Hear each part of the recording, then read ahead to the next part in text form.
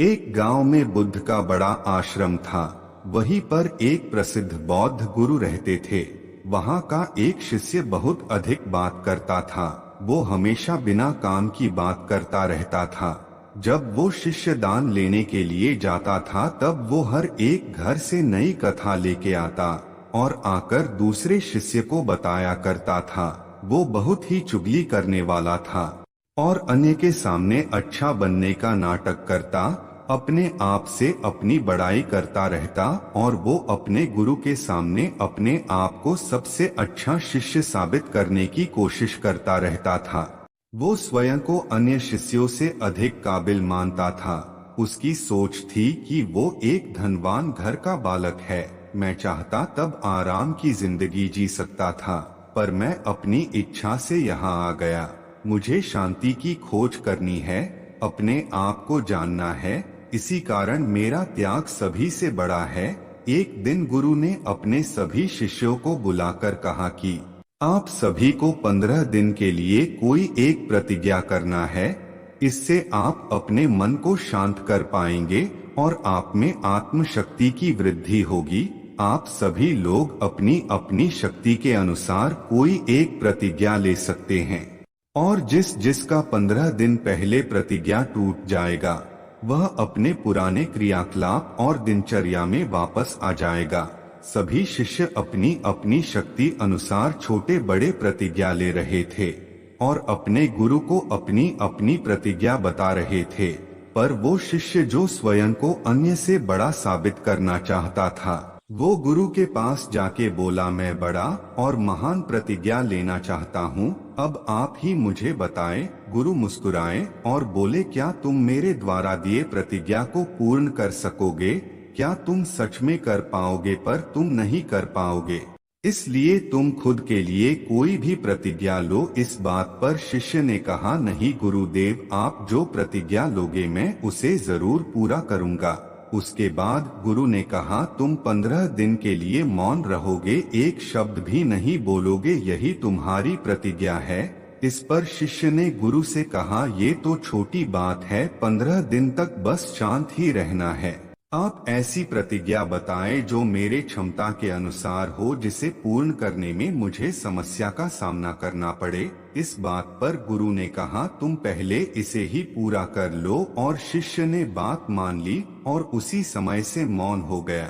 उसे लगता था शांत रहना बहुत ही सरल है। उसने एक दिन कैसे भी करके निकाल लिया, पर अगले दिन ना बोल पाना बहुत भारी लगने लगा। तीसरे दिन तो वो बहुत बेचैन हो गया, क्योंकि सभी शिष्य एक दूसरे से बात कर रहे थे। वो भी अपनी बात उनके सामने रखना चाहता था और उन सब की बोलती बंद करना चाहता था कि उसकी प्रतिज्ञा उसके बीच आ रही थी। इस कारण वो सिर्फ देखता रहता। इसी तरह कुछ दिन और निकल गए। इस बीच उस शिष्य की तबीयत बिगड़ गई। उसका सिर बहुत भारी लग रहा था। उसे कुछ करने का भी मन नहीं कर रहा था। वह बोलना चाहता था। वो गुरु के जाकर बैठ गया और लिखकर अपने गुरु को बताया कि मैं बोलना चाहता हूँ, मुझे बिना बोले सांस भी नहीं लिया जा रहा, मैं अंदर ही अंदर पागल होते जा रहा हूँ, मुझे क्या करना चाहिए? क्या मुझे अपनी प्रतिज्ञा को तोड़ देना चाहिए? क्या? ये सब बात पढ़कर गुरु मुस्कुरा के बोले, प्रतिज्ञा तो तोड़ने के लिए होते हैं, पर जो इंसान अपने प्रतिज्ञा को पूरा कर पाता है वो अपनी आत्मशक्ति को बढ़ा लेता है। प्रतिज्ञा लेना तुम्हारे हाथ में था और प्रतिज्ञा तोड़ना भी तुम्हारे हाथ में है।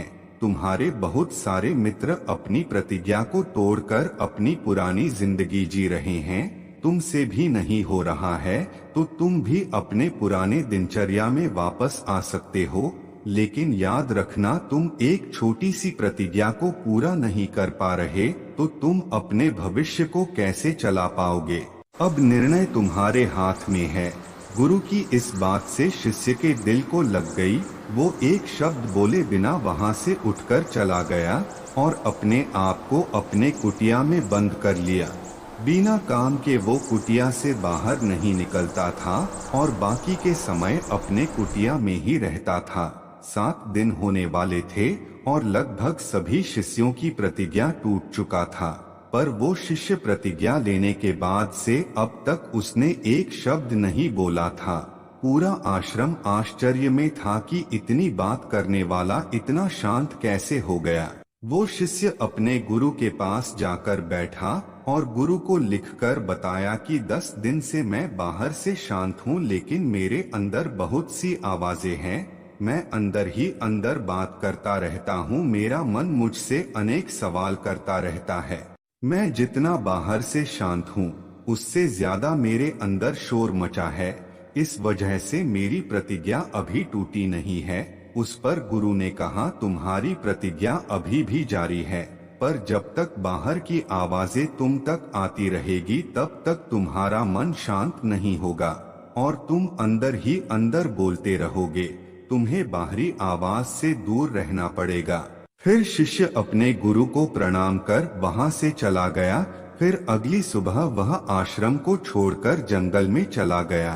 कई दिन निकल गए, प्रतिज्ञा का दिन भी निकल गया, पर वो शिष्य वापस नहीं आया। सभी लोगों को डर लग रहा था कि कोई जानवर उसे मार ना गया हो। उस दौरान उस शिष्य को तलाश करने की कई बार कोशिश की गई, पर सभी शिष्यों ने अब मान लिया था कि किसी जंगली जानवर ने उसका शिकार कर लिया है। पर गुरु को नहीं लगता था। एक दिन आश्रम के बहुत से शिष्य गुरु के पास आकर बोले, क्या उस अधिक बोलने वाले शिष्य को किसी जानवर ने सच में मार दिया है? इस पर गुरु ने कहा, उसके ना वापस आने की कोई और वजह भी हो सकती है।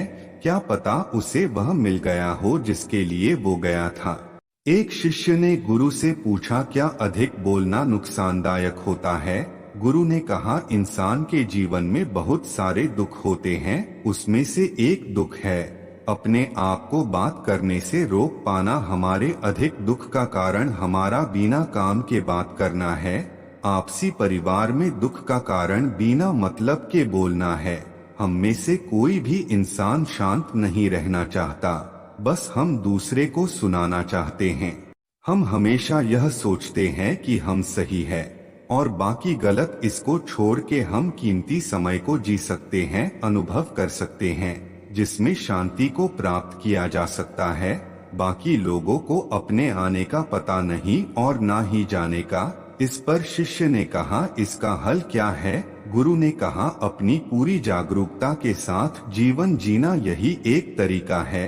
सभी मानसिक समस्या का चिंतन करना जीवन में चमत्कारिक बदलाव ला सकता है। दोस्तों, इसी तरह की अच्छी मोटिवेशनल वीडियो को देखने के लिए हमारे YouTube चैनल को लाइक, शेयर और सब्सक्राइब करें। धन्यवाद।